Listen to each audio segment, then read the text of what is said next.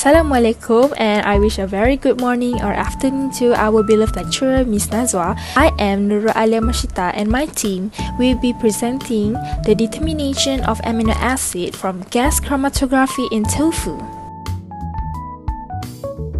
Okay, so our group will present about use of gas chromatography to find amino acids in tofu.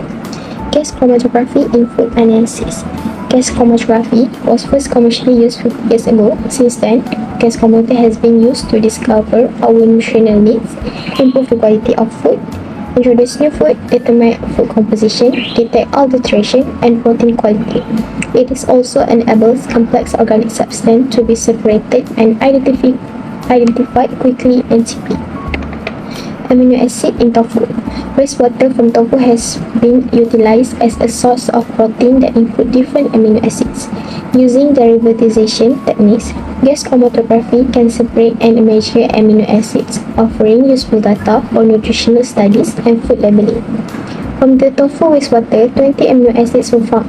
Of these, L-tyrosine, L-cytine, L-glutamic acid, and L-aspartic acid were the most abundant. Structure of amino acid. The structural components of an amino acid comprise a carbon atom bound to a hydrogen atom, an acidic carboxyl group COOH, an amino group NH2, and an organic side chain sometimes referred to as a R group. All 20 amino acids have different side chains. As we can see, there is structure of amino acid. For tryptophan, proteins are made from the necessary amino acid tryptophan. The body transforms some tryptophan into 5-HTP and subsequently into the neurotransmitter serotonin once we ingest it. Tryptophan is also regarded as a dietary source of niacin since it is converted by the body to nicotinamide, adenine, dinucleotide, and AD. L-tryptophan and D-tryptophan are the two forms of tryptophan. The orientation of the molecule is the only distinction between the two types. Certain milk, particularly those heavy in protein like chickens, eggs, and cheese, contains tryptophan. Next, for theory of this gas chromatography is a popular chromatographic technique for separating and analyzing compounds that evaporate without breaking down. GC is frequently used to separate the various components of a combination or to evaluate the purity of a specific product. And here's a detailed explanation of this theory behind gas chromatography. For the first one is injection system. The GC system is filled with the material that will be analyzed. The most common method for doing this is to use a shrink to inject a tiny volume of the sample, either liquid or gas, into the heated injection pot. And for the second one, carrier gas. The mobile phase is an inert gas such as hydrogen, nitrogen, or helium. The sample is passed through the chromatographic column by the mobile phase. And for the third one is chromatographic column. The GC system's key is chromatographic column. It is a long coiled tube that is often coated with a thin coating of stationary liquid or packed with a stationary phase. The tube is typically composed of stainless steel. And for the fourth one is oven. An oven that enables for exact temperature control houses the column. It is possible to program the oven's temperature to rise gradually, which helps to separate the various components of the sample. And for the last one is detector. The separated components pass through a detector that logs their concentration and presence as they elute from the column. Mass spectrometers (MS), thermal conductivity detectors (TCD), electron capture detectors (ECD), and flame ionization detectors (FID) are the examples of common detectors. Moving on to the advantage and disadvantage of this gas chromatography. For the advantages, it is highly selective, fast analysis, efficient, and providing high resolution, and also it is inexpensive. For the disadvantages, It is limited to volatile samples is soluble and not react with column. During injection of gaseous sample, proper attention is required. Next is how gas chromatography processing.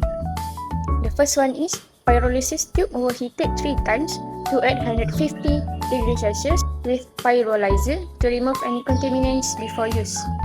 The next step is the tubes were weighed and the sample was placed in the center of the tube.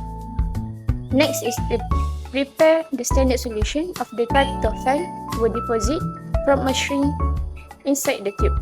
The fourth step is the water sample allowed to evaporate at room temperature before pyrolysis. This one is enzyme were placed into a quartz tube. Quartz tube were placed securely in the coil probe. The last one is let 20 seconds for the screwing the pyrolyzer probe into injection before analyzing the pyrolysis. Next, we will look at how gas chromatography works.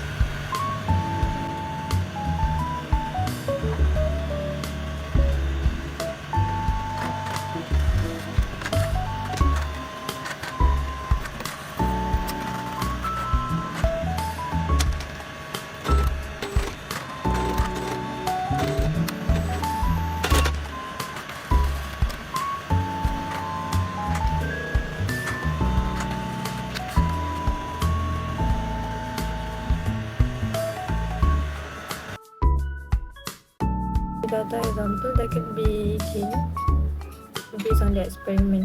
To sum up, the tofu's GC analysis revealed and measured a number of amino acids. There were amounts of 1.2, 0.8, 1.5, 1.0, and 1.4 concentration of alanine, glycine, valine, leucine, and lysine in that order. These findings offer a thorough picture of the tofu sample amino acid makeup. Role of amino acids in human nutrition. Valine, essential for muscle metabolism, tissue repair, and nitrogen balance. Leucine stimulates muscle protein synthesis and regulates blood sugar levels.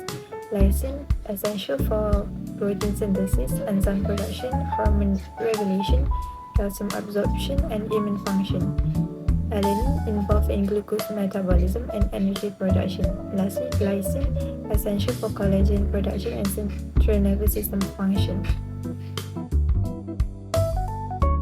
Comparing amino acids with nutritional standards (RDA). The recommended dietary allowances (RDAs) for essential amino acids are based on the healthy adult's needs, typically expressed in milligrams per kilograms of body weight per day.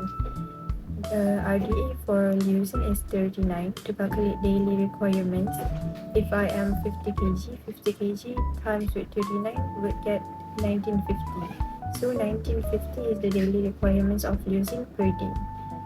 So to calculate daily intake, if I eat 200 gram tofu per day, 200 gram will times with 1.0 mg per g concentration would result to 200 gram.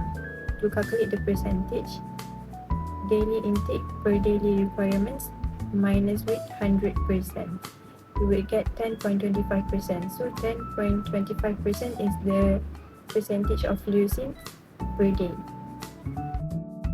As in conclusion, our study demonstrates the significance of gas chromatography for determining out the amino acids composition of tofu.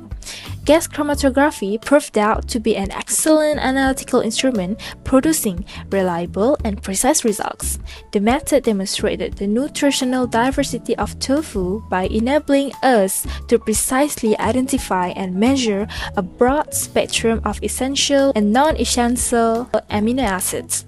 Overall, gas chromatography is a crucial tool in nutrition and food science research, since it is a potent technique for examining the amino acids in tofu as well as other food products.